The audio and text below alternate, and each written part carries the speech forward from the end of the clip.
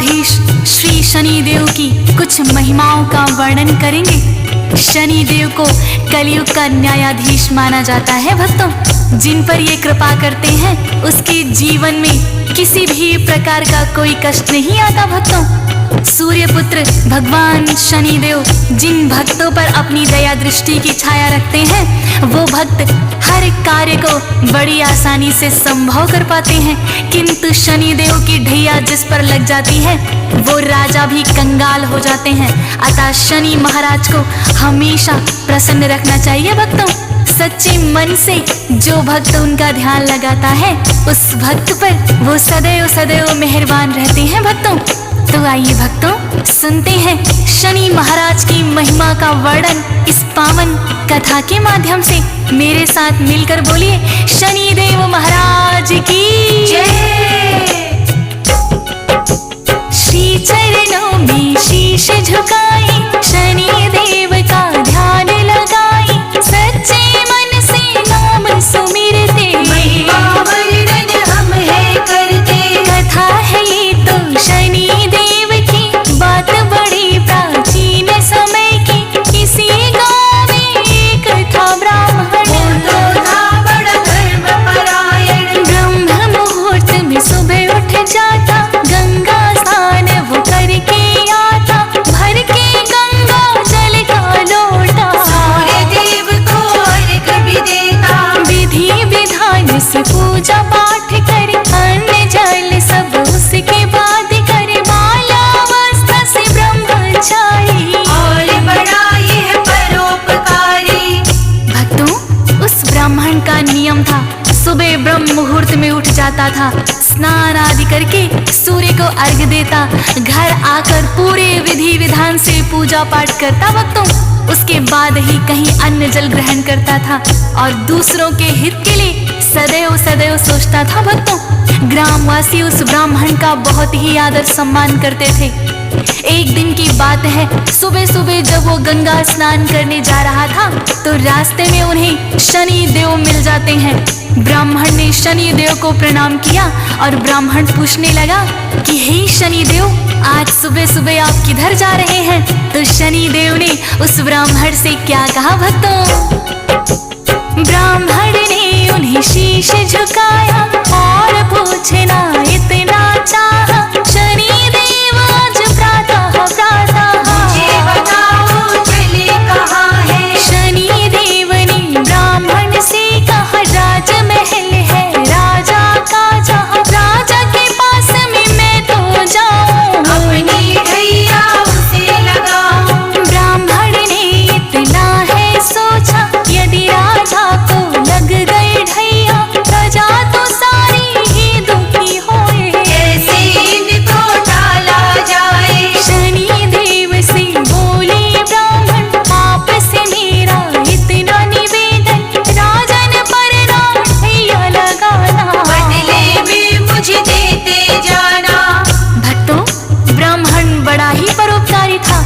उसने सोचा यदि राजन पर शनि के ढैया लग जाती है तो सारी प्रजा दुखी हो जाएगी, क्यों ना शनि के ढैया को मैं अपने ऊपर ही ले लूं। उन्होंने शनि देव से प्रार्थना की कि हे शनि देव, आपसे मेरी इतनी विनती है कि आप हमारे राजन पर अपने ढैया ना लगाएं, बदले में आप मेरे ऊपर ही लगा दें। शनि देव कहने लगे, हे ब्राह्मण, तुम एक बार फिर सोच लो। ब्राह्मण निश्चय का पक्का था। भक्तों, शनिदेव से कहने लगा कि हाँ शनिदेव, मैंने सोच लिया, आप राजन के बदले में ढैया मेरे ऊपर लगा दीजिए। शनिदेव कहने लगे, कितने वर्षों के लिए लगाऊं? तो ब्राह्मण बोला, हे महाराज, वर्षों तक तो मुझसे ना सही जाएगी।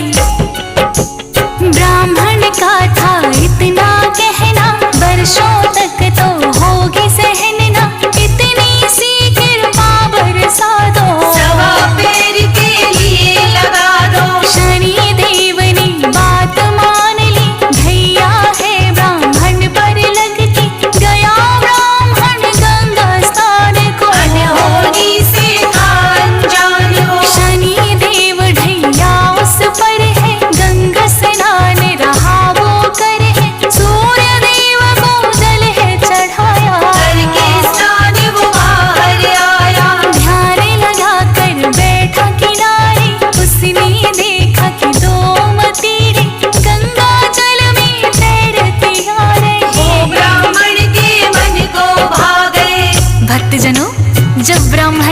गंगा स्नान करके सूर्य को अर्घ देकर बाहर निकला तो गंगा के किनारे ध्यान लगाकर बैठ गया। उसी समय देखा कि दो मतीरे पानी में तैरते हुए आ रहे हैं। ब्राह्मण ने सोचा पूजा पाठ के बाद आज इन्हीं मतीरों को मैं खाऊंगा। सवा पहर तक जब तक शनि की ढैया है मैं ईश्वर का ध्यान करूंगा। और ब्राह्मण ने वो मतीरे निकालकर अपने घुटनों के नीचे रख लिए और ईश्वर के ध्यान में बैठ गया। भक्तों, इधर से एक राहगीर गुजर रहा था। उसने देखा ब्राह्मण अपने दोनों घुटनों के नीचे नरमुंड दबाए हुए हैं। पास आकर देखा तो वो दोनों राजा के पुत्रों के शीश थे। भक्तों, नगर में जाकर उसने सबको बता दिया कि एक ब्राह्मण ने राजा के दोनों बेटों के शीश काट दिए हैं और उसे घुटनों के नीचे दबाकर बैठा हुआ है। ज्यों ही राजा तक ये खबर पहुंची, राजा विलाप करता हुआ आया। भक्तों, और उसने सैनिकों को आदेश दिया कि ब्राह्मण को तुरंत पकड़ कर लाओ और सूली पर चढ़ा दो। बात नगर में फैल गई है, राजकुमारों की हत्या हुई है। राजा मंत्री को बुलवा कर ले लाओ उसे पकड़ कर। दोनों प्रिय मेरे राजकुमार है, ब्राह्मण ने दिया शीश उतारे है। सुनकर मुझको हुआ कष्ट है, ब्राह्मण तो बड़ा दुष्ट है। शीघ्र ही उसे पकड़ कर लाओ और आते ही सूली चढ़ाओ। सजा दो ऐसी न जाए भूली, चौराहे पर टांगो सूली। जो ही सैनिक वहाँ पे आए, ब्राह्मण बैठा ध्यान लगाए। राजकुमारों के जो शीश थे ब्राह्मण के घुटनों के नीचे। भक्तजनों, जब सैनिक वहां पर आए तो देखा वास्तव में ही ब्राह्मण ने अपने घुटनों के नीचे राजकुमारों के शीश दबा रखे थे। ब्राह्मण को सैनिकों ने उठाया। ज्यों ही ब्राह्मण ने आंखें खोली, देखा कि वास्तव में मतीरों की जगह राजकुमारों के शीश हैं। भक्तों, अब ब्राह्मण को समझ में आ गया शनि देव की ढैया ने अपना असर दिखा दिया।